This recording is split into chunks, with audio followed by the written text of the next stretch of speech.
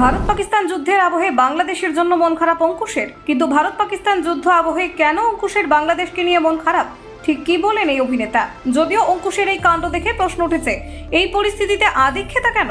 দেখুন, দেশ জুড়ে উত্তাল পরিস্থিতি। একদিকে মক ড্রিল, অন্যদিকে অপারেশন সিঁদুর, সবটা নিয়ে বেশ উত্তপ্ত একটা পরিস্থিতি। তার মাঝেই হঠাৎ করে সমাজ মাধ্যমের পাতায় অঙ্কুশ হাজরা লিখলেন, বাংলাদেশের জন্য নাকি তার মন খারাপ করছে। টলিউডের প্রথম সারির অভিনেতা অঙ্কুশ, তার দীর্ঘ ক্যারিয়ারে একাধিক হিট ছবি তিনি দর্শকদের উপহার দিয়েছেন।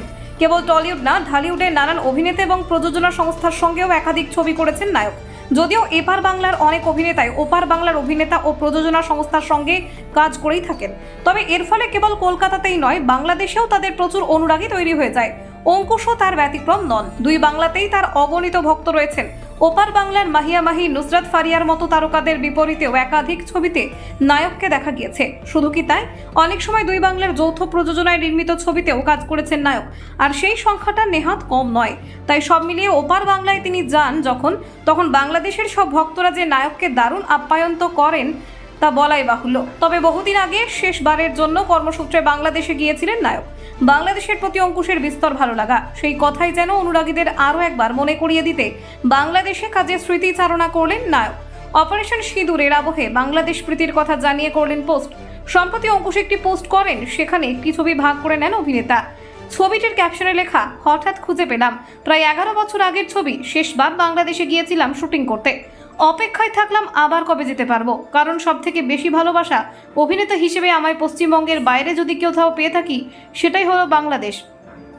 অঙ্কুশের এই পোস্ট দেখে বাংলাদেশি ভক্তরা যেমন আপ্লুত, তেমন এপার বাংলার অনেকে এই পোস্টে তাদের নিজেদের ক্ষোভ উগরে দিয়েছেন। একজন লেখেন, কারণ আপনাদের অভিনয় বোঝার ক্ষমতা একমাত্র ওই দেশেরই আছে, এদেশের লোকের অত ক্ষমতা নেই আপনাদের সিনেমা বুঝবে, এবং ওই জন্যই আপনাদের সিনেমা এখন আর কেউ টিকিট কেটে দেখে না। বিশ্বাস করুন, পশ্চিমবঙ্গের মানুষের অত টাকা আর নেই, সেটা ওই দেশের মানুষের আছে, তাই ওরাই আপনাদের জন্য যোগ্য দর্শক।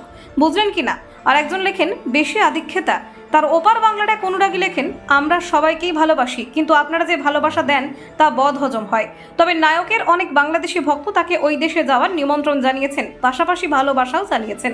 কাজের সূত্রে অঙ্কুশকে নারী চরিত্র বেজায় জটিল এবং মন খারাপে দেখা যাবে। তাছাড়াও চলতি বছর পুজোয় আসছে বহুল প্রতীক্ষিত ছবি রক্তবীজ 2, সেখানে তাকে মূল খলনায়ক হিসেবে দেখা যাবে। ব্যুরো রিপোর্ট, নির্ভীক বার্তা।